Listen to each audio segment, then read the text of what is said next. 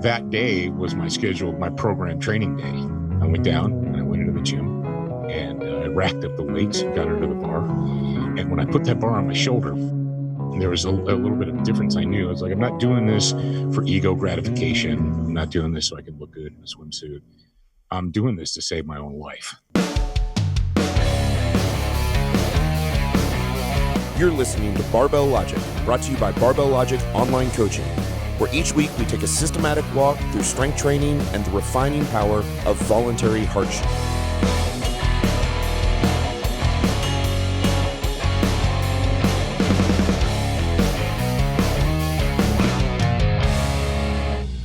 Welcome to the Barbell Logic podcast. I'm Scott Hambrick, and there's Matt Reynolds. And today, you can't see him, but he's at the bottom of my screen. It's Professor Paul Merkel of the Student of the Gun Radio, author, educator, father, lover, fighter. He's many things to many people. And we're going to talk today about his awful 2019. But his comeback. Yeah. Yes, I'm very glad to be in 2020. When did we have you on the show last, Paul? Do you remember what month that was? Oh, I'm going to say it was May. I'm going to say It was the mid-May. Oh, wow, I am white like a ghost on that, but that's okay because we're not using that. That's right. It was mid-May because I was I think I just finished and was in my second week. I was in my third week of radiation treatment, I believe. Yes, I remember. And unhappy, like using these suckers and having trouble keeping your mouth moist. Yeah, that's one of those things. So we may have to pause a little bit. Scott, do you know what episode was that? We need to reference the episode. I'll look it up. Let's keep going. Okay, sounds good. So, Paul, when we had you on you've been on the show a couple times, and you've been a friend of the show and a personal friend of Scott and I's, as well as your really your entire family, definitely your son Jared. We had you on the show. You had been diagnosed with cancer, and you were going into it with this outlook on life that was still very positive, and I'm going to fight this, and I'm going to work through the battle, and so we told your story sort of in the midst of that. You told your story in the midst of it, and things got really hard. I want to go into that at some point. But you are now in recovery, and so we said when we did that podcast months ago, over half a year ago, that we were going to have you back on the podcast when you were getting back to your old self again, and that's you now. And so you've actually written a new book. How many books have you written total? Many. You have no idea? Guess. Yeah, 20-ish. Okay, so you have a new book out called Fighting Solves Everything. Yes, and it's really a story of your fight through cancer. And all of the sort of important things that played into that, your faith, your strength training, your nutrition, your family support. And so let's go back to where we were in the spring on that podcast. Scott, what podcast did we have him on originally? Yeah, that one's the episode number 199. Can you believe that? So that's sort of the prequel to this. Yeah, the prequel to this episode. And so 199 back in the spring. You've been diagnosed with cancer, and you were just starting your radiation treatments. Give us a quick synopsis there of what kind of cancer did you have, and what was the radiation like? It was a squamous cell carcinoma. Basically, it was in the back of my throat, on like the base of my tongue and so forth. And I discovered it because I reached up to feel my carotid pulse, and I felt a lump. And I was like, that's kind of weird. And you know what's in that area? You've got your salivary glands and all that jazz. And of course, I thought, well, it'll go away. Or, I could have been, you went to Dr. Google, and Dr. Google says you could have been exposed to a virus or bacteria. And if it doesn't go away in 2 weeks, see a doctor. And it didn't go away. And I did see a doctor. I didn't just ignore it. And they're like, this is different. Let's check it out. And, fast forward a couple of weeks. I got the news. I was in Laramie, Wyoming, and he said it's definitely cancer. And this is what we're going to do, and this is what we can do. And well, first we have to do a full body scan and figure out, if it's anywhere else and all that, and then we have to do a biopsy. So we had done all that. They did the biopsy, and we realized that the type of cancer I had, the primary treatment was direct radiation oncology. Because it had not spread anywhere else. They could only find it there. It was only in my neck throat area. which Right. is the good news. If you're going to have cancer, that's good news. So he said, well, here's the deal, though. You have to go 30 radiation treatments, and it's 5 times a week for 6 weeks minimum, if they don't have any holidays or breaks. Because believe it or not, even the cancer fighters at the radiation thing, if it's 4th of July, they're not working. They're not going. That's So right. you're just going to have to come another day. And it ended up being about 7 weeks with the various days and so forth. And at the time I was living in Saratoga, Wyoming, beautiful town out in the mountains. 90 minutes with traffic was good, and there was no weather to Laramie.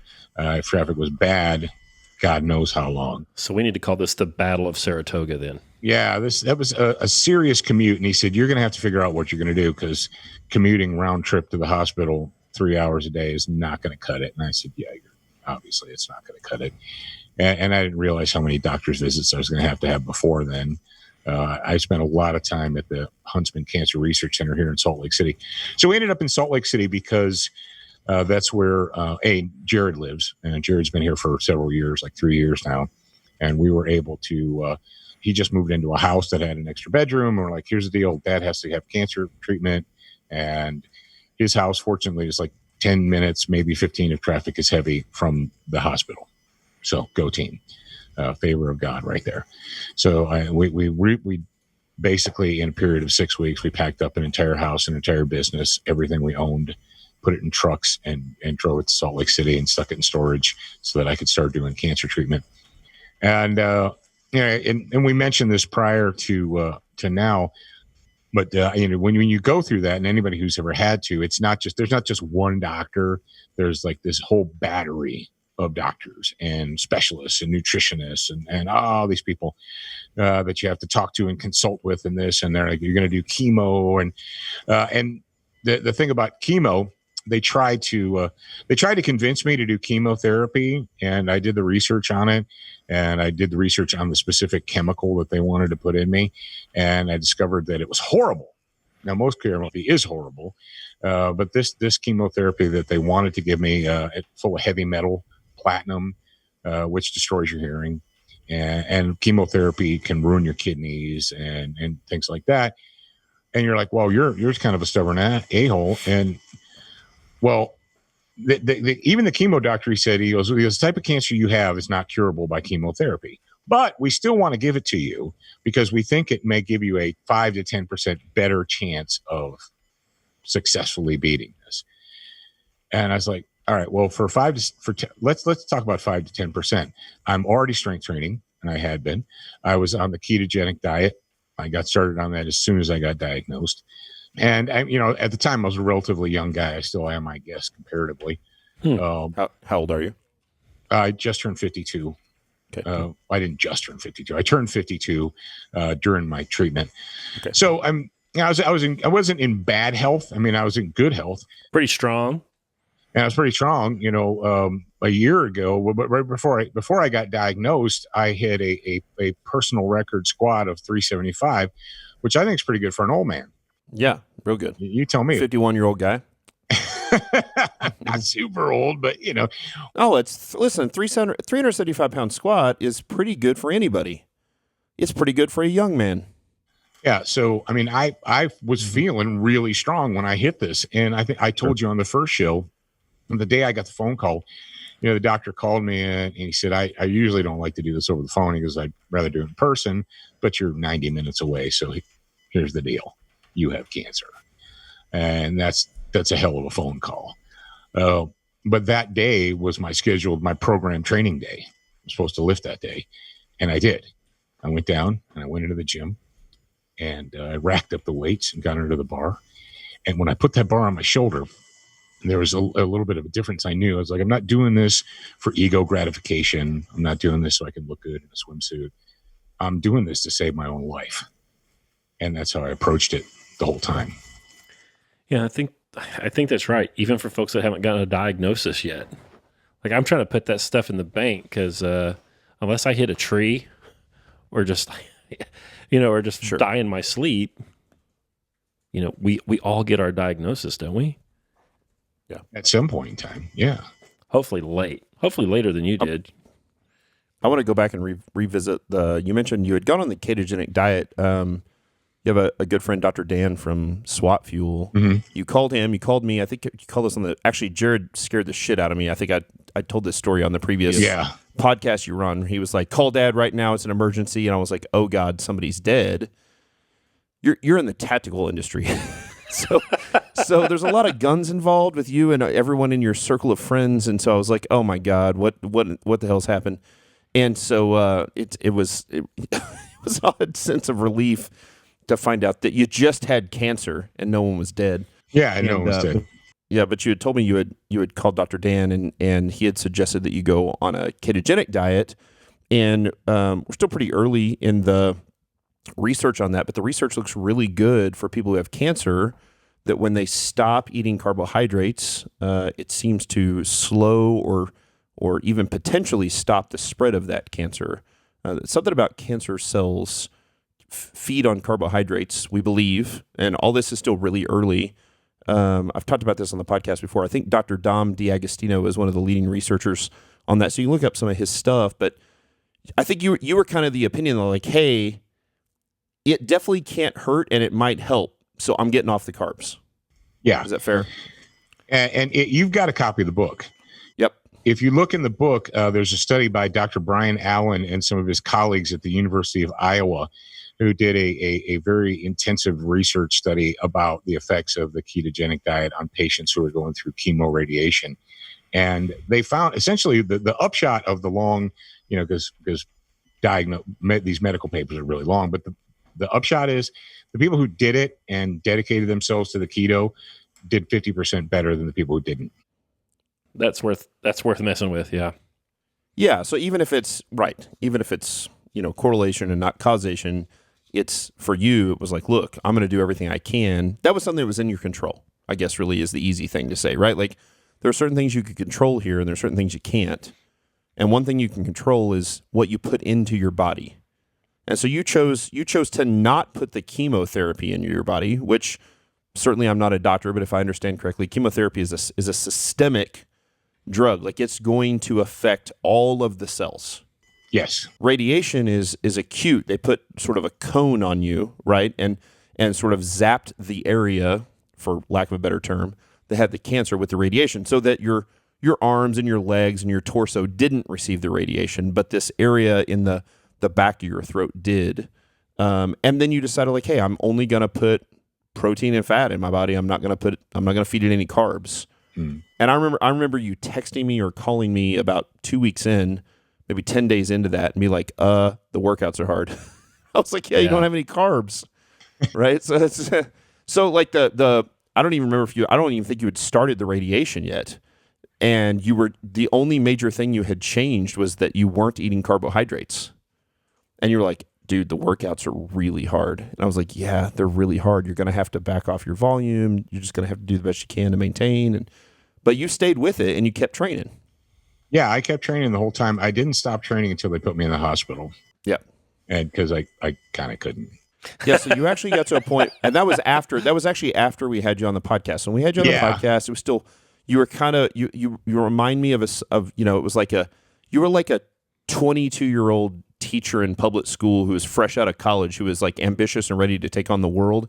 And you were like that, I think, with the cancer.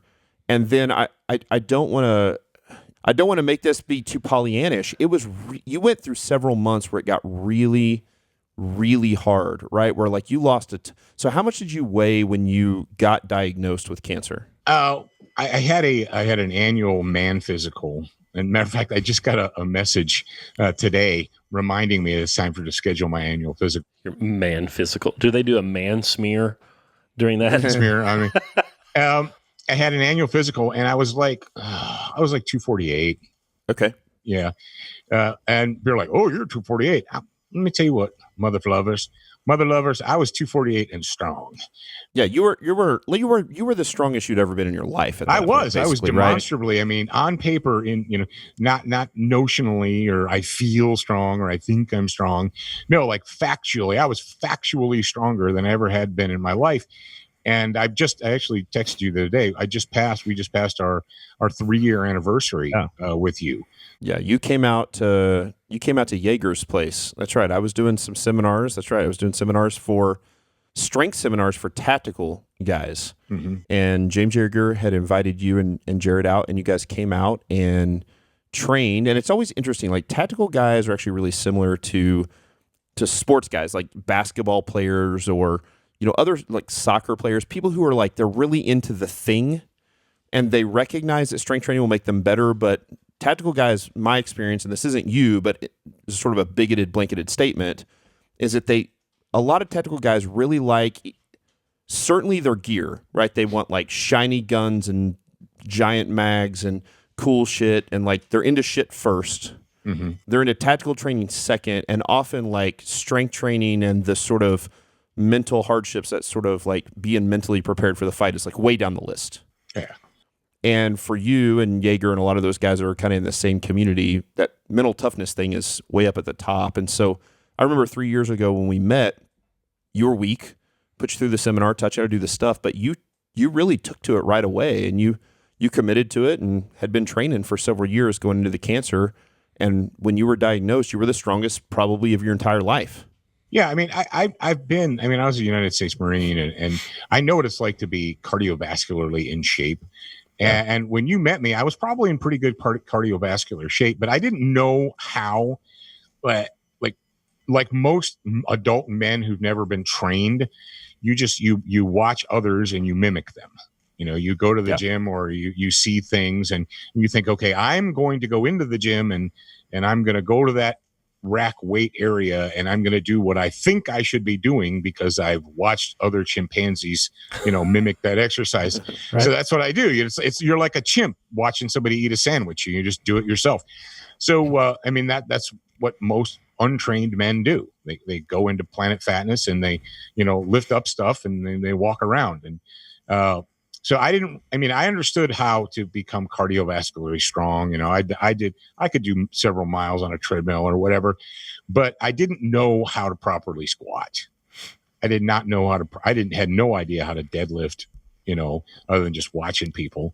And men do ego exercises like curls and benching, and that's it. And I want you to be proud of me. I finally unlocked the secret of leg drive on the bench. All right. It only hard took to me do. this long. Which It's is hard. 3 years. It's hard to teach. It's hard to teach online. It is hard. So Reynolds got you squashing, right? And you're weighed 248 and you get a diagnosis. You get a ketorific on it. Take some poisonous drugs in the form of chemotherapy. Well, I didn't take any chemo. Oh, you didn't? Oh, that's right. Your radiation. The targeted stuff. Which is still poisonous drugs. Right. They did a silkwood on your neck and irradiated you. Yeah. And then what did you weigh at the lowest? I was down to 195. I dropped about 50 pounds. That's great, right? And I remember seeing you at 195, and you look like a sick cancer patient. And yet, if you had started at 195 and you had gone down to 145, what's that like? Oh, I would have looked like an Auschwitz victim. Well, you might have been dead. I would have looked like a black and white photo from, Birkenau or freaking Sobibor or something like that. So this is total speculation probably. But do you think that there was 53 pounds to be lost from whatever your starting point was, or roughly? Because you just couldn't eat because it was your neck. Yeah, what happened is they irradiate your neck, and what they call the machine's nickname is the gamma knife because they're using gamma radiation. And I did not turn into the Hulk, but I'm on my way back. I'm like the mother fletching Wolverine. And I told the doctor that the other day. She's like, you're doing really well. Your progress, you're coming back. And as I said, yeah, because I'm the mother fletching Wolverine. And don't you forget it. And my wife sits over in the corner and rolls her eyes. And she's like, I don't even know this person. But yeah. I mean, I'm sure I had some body fat on me. But I also had more muscle on me than I ever had in my life. And the sick, ironic, strange thing about this, going into talking to all these professionals is they know that muscle loss is a problem. They know it. And I sent you guys like a month or so ago, that they just recently they discovered that maybe we should make or suggest that people who are going through chemo radiation do strength training. Maybe we're thinking, we don't know, we're not sure, but it might want to do that. Need to be careful. Don't be hasty. Yeah, take it easy. Take it easy now. Because they compared the during the original moon launches and the original NASA missions, they compared the muscle atrophy and the problems that astronauts were experiencing, and they looked and they're like, wow, there's a parallel here between what's happening with these astronauts when they go into outer space and the problem they experience with the weightlessness and the muscle atrophy. And it's not just external, it's like even their heart muscle and so forth. So they had to come up with a program to make these astronauts strong and fit, because when they sent them out into space, it was going to affect them negatively from a physical standpoint. And somebody had a light bulb and they're like, wow, that seems just like what happens when we treat people with radiation and chemo. Maybe we might want to tell these people to get on a treadmill and lift some weights and be strong, instead of telling them to eat tofu and peanut butter. Yeah. Because that's the suggestion they gave me. They're like, we don't want you to lose. We're really afraid you're going to lose muscle mass, and and that's going to happen. So, you need to change your diet, and you need to add things like peanut butter and tofu and mashed potatoes. Really? Yeah. What you need is more soy, sir. Yeah, that's what you need. You need more peanut butter and soy. That's going to bulk you right up.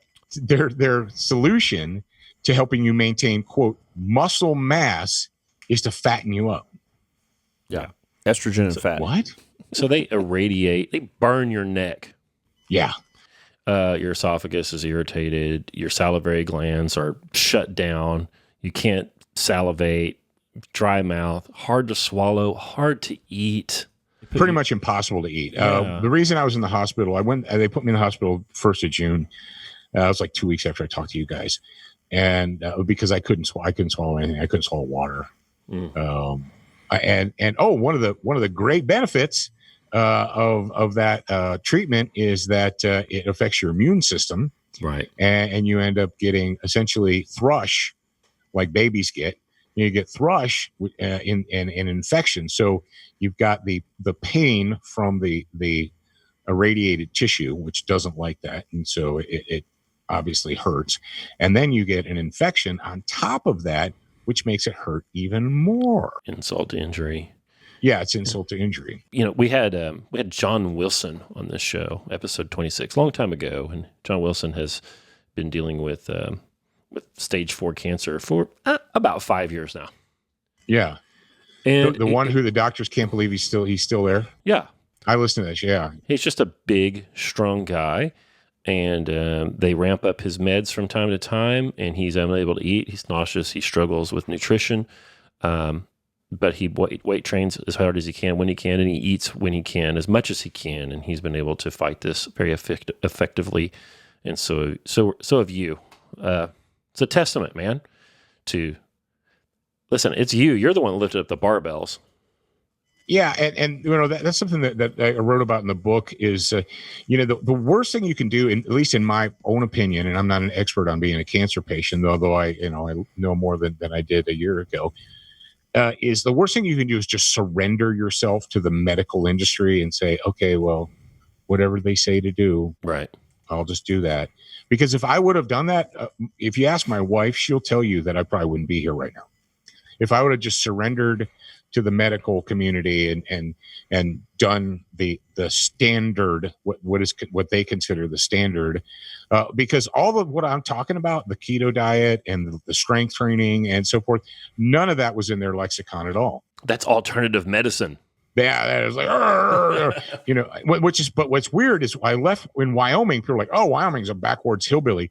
When I talked to the doctors in Wyoming and I told them like, hey, I'm doing the keto, and the cancer doctor in Laramie is like, good, because I was going to tell you to do that anyway, but you're already doing it, so keep doing it. Good job. Excellent. I get Salt Lake City, and I tell the doctor here, and they're like, you don't need to go on a diet. You need to listen to what we tell you to do. I'm like, okay. Nice. And I was like, I don't think you understand what you're dealing with here. This is a freaking alpha male you're talking to. Any residual effects of the treatment? Yeah. I mean, fortunately, thank the Lord, this is a blessing. My taste buds came back, but my taste buds aren't worthy. My taste buds are essentially the taste buds of a 3-year-old. So a lot of chicken tenders and yeah, anything, nothing spicy, nothing like spicy hot. right. Spicy hot, like imagine you giving a piece of spicy pepperoni to a 3-year-old and they put it in their mouth, they're like, and they spit it out. Wow. That's kind of me. It's almost as if, like, physiologically, that my taste buds were wiped out, like, and they hit the reset, and they're regrowing as if I was, if I was a toddler, 2 or 3 years old. Yeah, maybe so. So my taste buds are regrowing and redeveloping, I guess you could say. And I still get the dry mouth, but not as bad, not nearly as bad, thank the Lord. I can drink coffee. I can tolerate coffee. I couldn't tolerate coffee, which is just terrible. Oh my God, why live? I know. Why be alive if you can't drink coffee? But yeah, that and every once in a while, I'll get. And the worst thing about coming off of the narcotic pain medicine is the physical withdrawal, because there's an actual physical withdrawal, because your brain, your mind has gotten used to that. And when it's not there, it doesn't like it. So you think you were a junkie? I mean, you think you had drug opioid dependency for a time there? Oh, I had 100% opioid dependency. I was on fentanyl and Dilaudid. Oh wow, you're hardcore, bro. Yeah, like I was. Yeah, when I got out of the hospital because of the damage in my throat, I was on like elephant strength freaking narcotics. Yeah. And so what's withdrawal from that like? Well, by the way, Matt Reynolds is back. He's wearing a baby blue ribbed pullover Henley. You always mention it when I wear this shirt. Yes, it's lovely. You just look like a big Huggy Bear. Is that periwinkle? Is that color? Is that what that is? That could be periwinkle. Only in Springfield, Missouri, do you pay for 1 gigabit internet, and it is so slow that it kicks you off in the middle of a podcast. Somebody downloaded the song Ozarks, and it messed you up. So, yeah, that's right. So somebody on Napster. While you were gone, Professor Paul was telling us about being a junkie.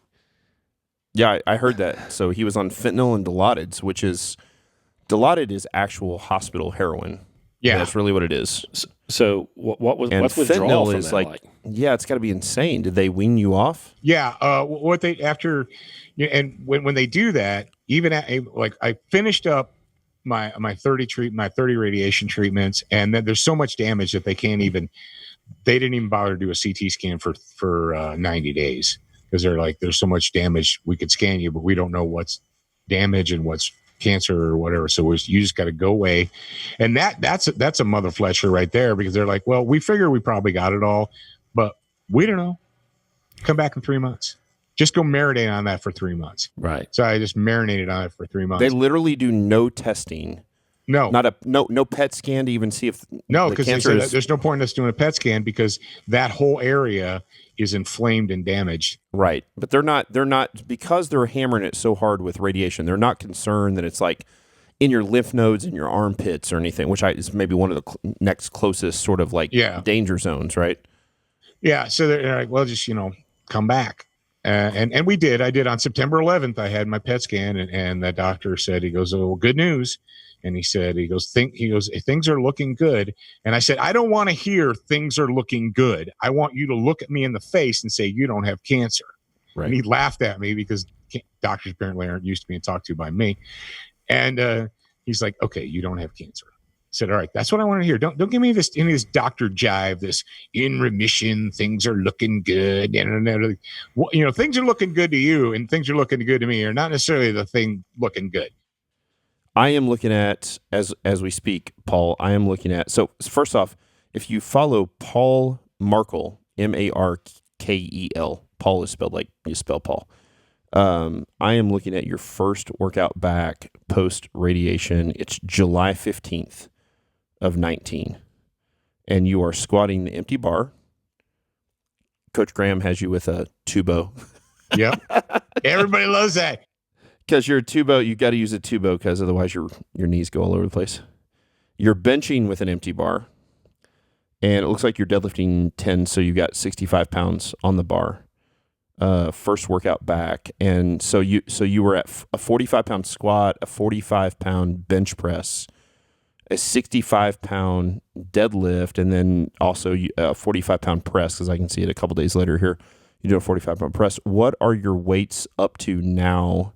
So that was July. I just finished in the gym like a half an hour ago, and today's squat was 235. My bench workout today was a light bench workout, so I did 157.5 for 3x5s, and it was a light deadlift, so it was 225. My heavy deadlift workout on Saturday is going to be 265. Okay, so a 200-pound increase, and today the 235 I did 3x3 per day, 235 squats, and that's the heaviest I've been since I came back. When you came back, did you have bad DOMs? Were you sore? Not really. I mean, the soreness wasn't there. The main thing was like just convincing my muscles to do the movements correctly again. Sure. That was my primary focus, was trying to do the maneuvers, try to do the movements correctly, and remember knees, poop over a cliff, feet and hands and poop over a cliff. Yeah. Is that that's a coaching cue for you? Yeah, that was one of my cues. The sit back. That's probably not a bad cue.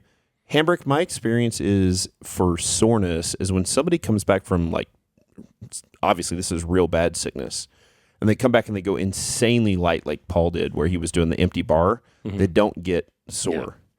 Yeah. What I used to find, I can remember that I always had sort of best laid intentions when I was a football coach, a high school football coach, literally a decade ago, but I was pretty strong. And I would be like, I'm going to train all through football season, and then I wouldn't, because you end up working 20-hour days.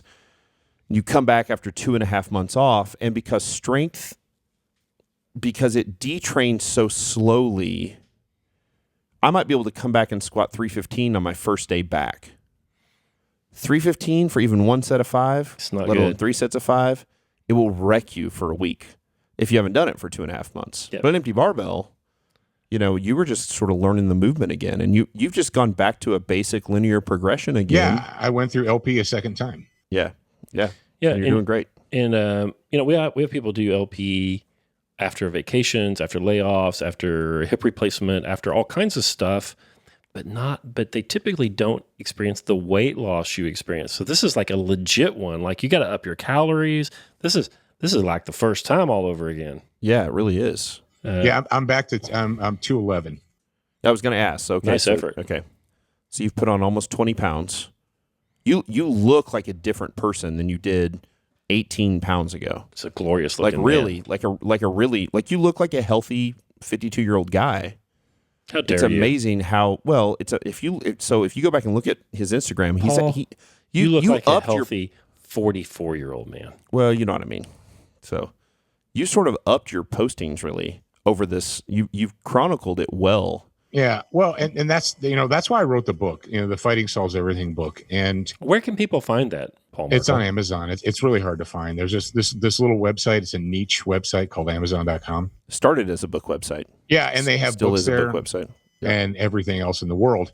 No, the book's on Amazon.com as a paperback, and it's also a Kindle version. It's an Amazon Prime product, and if you have Kindle Unlimited, you can just download it instantly to your tablet or your phone and read it.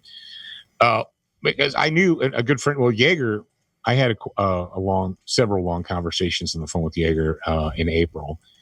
And he said, he goes, what do you do? And I said, I do a lot of things. He goes, what do you do? And I said, I write. He goes, yeah, you write. He goes, you have to write about this. You have to chronicle this. And I said, I know you're right. I know you are.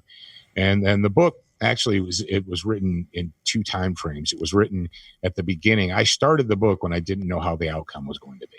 Interesting. It's unusual. Usually when you write a book, you're like, I know how it's going to begin. I know how it's going to end. I know what's going to be in the middle. Let's go. And when I started it, when I wrote the foreword and everything, I had no idea, because I hadn't started radiation treatment yet. I hadn't experienced any of that. And then I didn't really write at all when I was laid up, because quite frankly, one of the evil things with the fentanyl and the narcotic pain medicine is the brain fog. It's hard to focus for long periods of time, and it's hard to focus to write creatively. But I got out of it, and I finished it, and we published it, and then there's a lot of bonus material in there. My wife did she's a saint. And she had to come up with all these keto recipes from nowhere. Like one day we were just cruising along, and then the next day I'm like, hey, guess what? We need to have all these keto recipes, and we need to try and eat like humans and not just eat chicken breasts every day, and then when I had the tube in, she had to figure out how to keep me, healthy with the tube through a feeding tube. In the hospital, they're like, give them Ensure or Boost. It's you want to kill someone, give them 4 meals of Boost a day. Boost. Yeah. Or ensure that you'll die. That's what it ensure that you're going to crap your pants. That's what it ensures.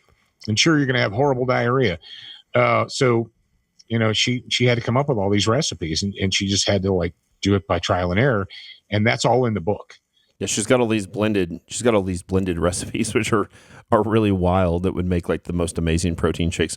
I was reading through this the other day, the blended meal base number 4, which is fresh summer squash, zucchini, chicken bone broth, chicken breast, 4 ounces of chicken breast, 1 slice of beef liver, which is 4 ounces, like a big slice of beef liver, sausage links, milked walnuts, olive oil, protein powder, and ranch dressing, and she blended it up and fed him in his feeding tube with it. It's so cool. And that's the wonderful thing about a feeding tube is it doesn't matter what it tastes like. It just goes in. That's right. That's true. Have you tried to drink any of these afterwards? No. That'd be fun. That'd be a fun like blog post you could make to like just try to blend it and drink all this stuff. Who milks the walnuts? That's what I want to know. Yeah, that's what I literally, Scott, you're wearing off on me. I was like, I want to be a professional milker. I'll start with walnuts and work my way up. I don't mind. They're hiring down here at the Tulsa Day Spa. Are they? Milk and walnuts. There you go. Milk walnuts. So I don't know if it was Jared or if it was you or if it was the shipping ogre, but someone sent a copy of Fighting Solves Everything to my wife, and we got that thing about 2 or 3 days before Christmas, and Charity flopped down on the couch, and about 3.5, 4 hours later stood up and said, I'm done, and enjoyed it thoroughly. And then it's a super enjoyable read. And then I see behind you one of my wife's favorite books, The Operator, by one Nicholas Orr, who is an author that is published by the Student of the Gun organization. It's what I call... We work closely with Nicholas Orr. It's what I call a dirty girl novel. Like, you guys go outside and play Mama's Reading Her Dirties right now. It's not that bad. It's not that bad. It's an action adventure novel is what it is. But it's got that mommy's lonely kind of adventure in it. And Charity keeps asking for part 2 in the series. And it's coming. The professor has told me that Nicholas is working on that, and she's eager to busy hear about guy. that. He's a busy guy. Yeah. So you guys go on Amazon. Professor Paul has Fighting Solves Everything. He's got a bunch of other great books too. Does fighting solve everything? Yes, it does. Yes. Would Nicholas Orr agree with that? No, absolutely. Okay. Fair enough. Yeah, pick it up at Amazon. I mean this in a positive way, not a negative way. It's an easy read. It's actually, for being a book about fighting cancer, it's an enjoyable read. It's got a happy ending, Yeah, there's that. Thank you for He doesn't die. You say nice things about us, and I appreciate that, and the barbell training. And so for those of you guys it's a cool book that is sort of adjacent to barbell training, where barbell training plays a big part of it. It certainly is. Paul, you have lived a life of voluntary hardship so that when you got involuntary hardship handed to you via a sack of shit of cancer, you were better able to fight against it. And I think that's a really cool story. Over the years, I've started to get some experience with folks that have been barbell training and then have to go deal with chemotherapy or radiation, or maybe even both. And ain't lost one yet. Nope. Wilson's still kicking. You're good for another 40. My mom, I think it's in June, will be 2 years ago, got a breast cancer diagnosis. Did chemo and radiation for that. came out of that at the same body weight. That's crazy. She came out of it at the same body weight. Yeah, also had some significant tissue removed. Came out of it with the same body weight, and I think she's squatted 100 for a triple, and she's a 73-year-old lady. We've had Phillip Midkiff on the. I think we just had him on the YouTube channel. Same thing, and he had. I think I remember telling Paul about him. He had a very similar. Cancer was in a slightly different spot. It was in his temple area, but the radiation was awfully close, and a lot of like the impact that it has on the area of your face around the cancer was similar to what you went through, Paul. Yeah, that's the thing is, you don't. And they kept telling me, like, when I got the nausea, they're like, well, that's not supposed to happen. I'm like, well, it is happening. Right. And into week 3, when I was experiencing the pain, they're like, well, you shouldn't be experiencing that much pain yet. And I was like, well, this is the reality of it. Apparently my body isn't enjoying this. But when it comes to the barbell training, and you almost sound like you're some kind of a cultist or whatever. But the fact of the matter is, if you're going to live, be alive. Or if you're going to be alive, live. If you're going to be alive, live.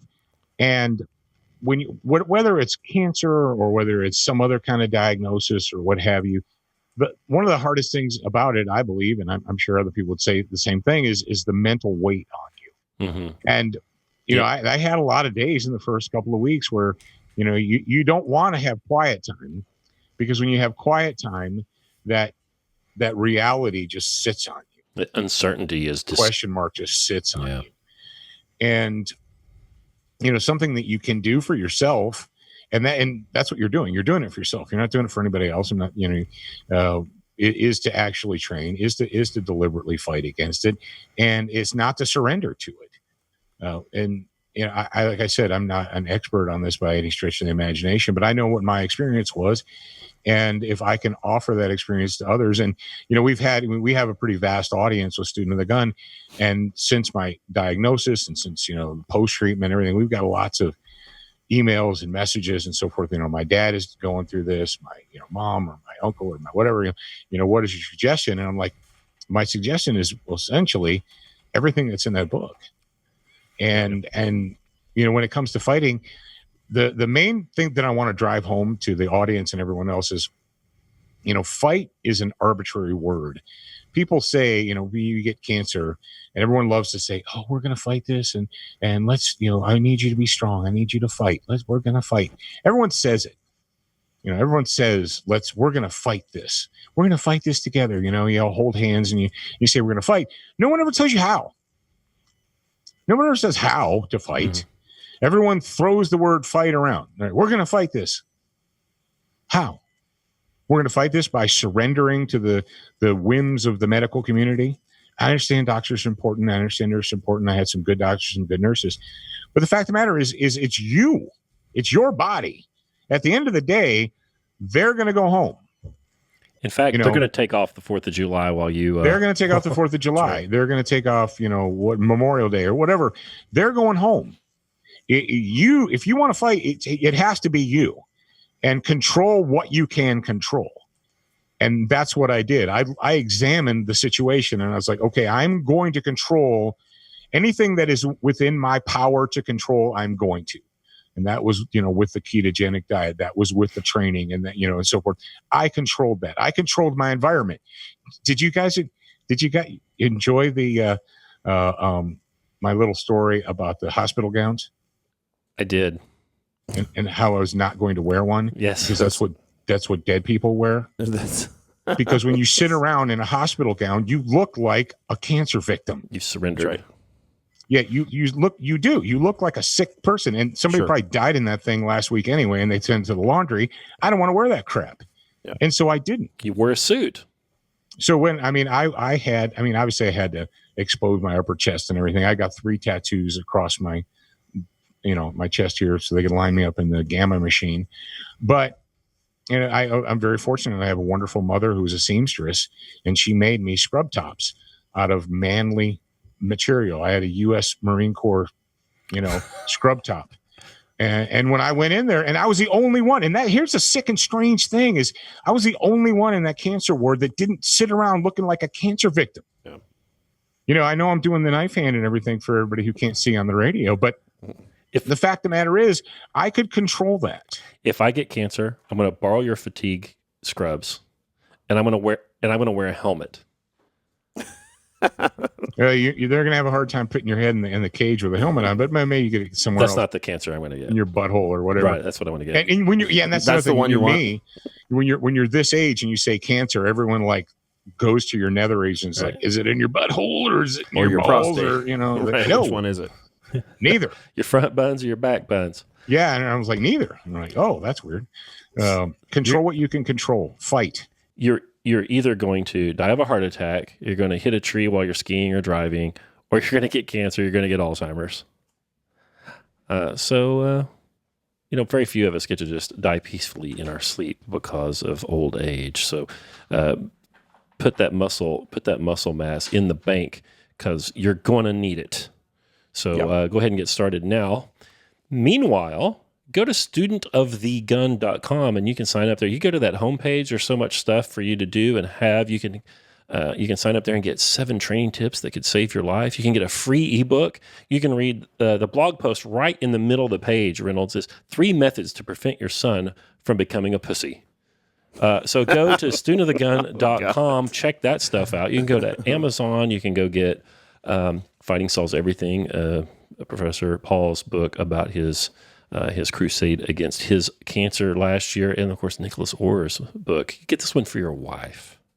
It's called the opera. It's called the operator. Yeah, but they need to get it for their wife, and just go ahead and butter that up. She can read that, and when you get out of the gym and you're done training, should be all ready. That'll be good, and you can write Nicholas Orr a thank you letter. You walk in with no pants and a chest plate. Wearing those marine scrubs. Yeah, you're good. Tearaway scrubs. Golden. Reynolds, Shoot and I were talking today. We did a little math. Yes. We've been doing this online coaching thing for about how long? About 4 years? Yeah, you and me 4 years. Yeah. Everybody else a little Last over time 3. I checked, there's about 52 weeks in a year. Yeah, you can talk about how many videos we've seen broken down. Yeah, I think the organization has watched about 2.5 million sets. Of lifts. Yep. I think I did the math the other day. I think we've done just over 1 million squats alone. Yeah, I believe that's probably right. That's over probably 1 million squats alone at Barbell Logic, and that's the thing, Scott. Paul, no, you're talking about, and I'm talking about 2.5 million sets. Sets, right? Yeah. Paul, you've only had in-person coaching how many times? Just once or a couple times? Well, no, a couple times. I had when we did the first one with you, right, with me, and then the summer of 2018, we did our little North American tour. Oh, that's right. Yep. That's right. You came to my house. Yep, and you let me christen your jagged deadlift bar. Has Graham ever coached you in person? No. So you've really only been coached in person a couple times. All the rest of it's just been online. Yeah. So guys, listen. Armor yourself against this cancer and the hard times to come, because hard times are coming. And go ahead and start weight training now. And I don't tell you what, there's not another organization in the world that has watched more sets and reps and helped more people get strong than Barbell Logic Online Coaching. So go do that. If you don't, you just probably have a death wish. Yeah. I was thinking when Paul was saying that his doctor and doctors, they're sort of like up in the air about if you should strength train while you're going through chemotherapy and or radiation. They're like, we think maybe you should be doing strength training. But my guess is that every single one of them would say, yeah, you should, before you get cancer, probably a real good idea. Yeah, doctors are always wanting you to get healthy. But I said, remember what I told you the other day? I said this was just like 1 week ago. I went in for my 3-month. They scoped me and they do the whole, how you feeling? How's your pain level? And yada, yada. And how's your energy level? How's your energy? And I said, well, my energy level is to the point where I'm back to training. I'm barbell training. I'm lifting 3 times a week. And she says, and any other exercises? What else are you doing? And I said, I don't think you understand what lifting means. I said, I'm lifting a barbell. And my friend of mine, he said, he goes, and Jeff Kirkham said, he goes, you should have told her you were taking a brisk walk 3 times a week. And she'd be like, oh, that's good. Yeah, she really Great good. for you. Good for you. Love that. Good for you. Good for you. Well, guys, thank you for listening. There's another Barbell Logic podcast. There's another guy that has licked cancer because of the hardiness he learned in the gym, the muscle mass he put on that frame before the illness struck him, and the discipline that he's gotten through. All of his training, by the way, all of the training has contributed probably to your success at this, I bet, Professor. So if you have any questions about what we do or the show or anything that we can help you with, email us at questions@barbell-logic.com. You can also, if Yunta, that's Oklahoma for if you would like, you can email experience@barbell-logic.com, and we'll let you take a little test drive of the coaching service and see if we can get you on your way to being a stronger you. So thank you guys so much for listening, and we'll talk to you in, 3 or 4 days.